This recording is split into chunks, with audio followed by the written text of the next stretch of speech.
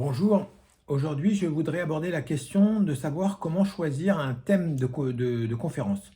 Comment vous faites pour choisir un thème de conférence.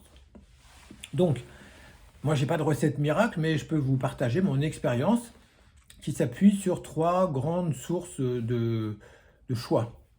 Donc le premier critère, parce qu'il faut des critères évidemment pour choisir un thème, c'est déjà l'intérêt que vous y portez, la passion, l'intérêt, l'enthousiasme. Voilà, si vous êtes intéressé, passionné par un sujet précis, il est probable que vous serez enthousiasmant, passionnant et inspirant. Ça, c'est la première chose. Donc ça, c'est la conviction, la passion. On pourrait dire c'est le côté un peu idéologique, un peu politique ou polémique ou militant de la chose. L'énergie que vous allez mettre au service du message. Le deuxième critère, qui fait un peu l'équilibre, le contrepoids, c'est la connaissance ou la maîtrise même du sujet. C'est-à-dire que il y a le cœur, mais il y a aussi la tête.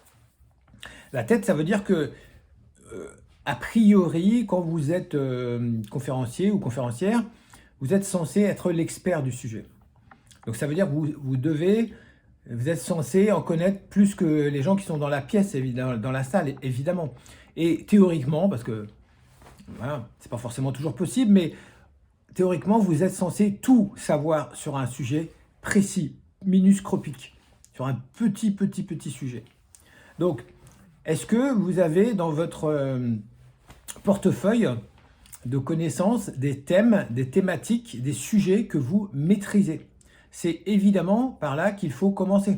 C'est plus facile de parler d'un sujet qu'on maîtrise très bien que d'un sujet où on ne sait pas trop, on a peur, on n'est pas sûr de soi, on hésite, on a des trous, on risque d'être déstabilisé, on aura une confiance en soi moyenne, etc. Et on peut être très vite mis en défaut par des gens qui sont justement plus experts que nous dans la salle. Ça ne sert à rien d'aller sur ce terrain-là. Voilà. Et puis, le troisième critère, qui est un peu, comment dire, un peu étrange peut-être, mais que j'ai fini par développer en fait à l'usage, c'est tout simplement le regard des autres. Voilà, le regard où on devrait dire l'écoute des autres. Imaginons par exemple que vous parlez, vous discutez avec quelqu'un comme ça, à bâton rompu, dans un repas, une soirée, un dîner ou même dans un café.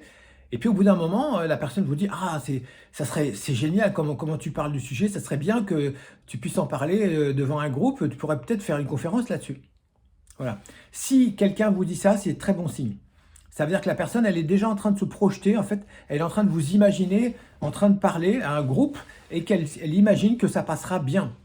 C'est-à-dire que vous avez ce qu'il faut, peut-être les deux critères précédents, le cœur et la tête, pour justement à la fois apporter des informations, parce que une conférence, c'est presque toujours quand même des informations, des connaissances, et aussi il faut le cœur, c'est-à-dire la passion, l'envie, parce que c'est aussi voilà, c'est montrer, démontrer, entraîner, inspirer. Et comme on est soi-même souvent mauvais juge, puisque c'est difficile d'être juge et partie à la fois, eh bien pourquoi ne pas écouter les demandes, les propositions, les suggestions des autres personnes? Voilà.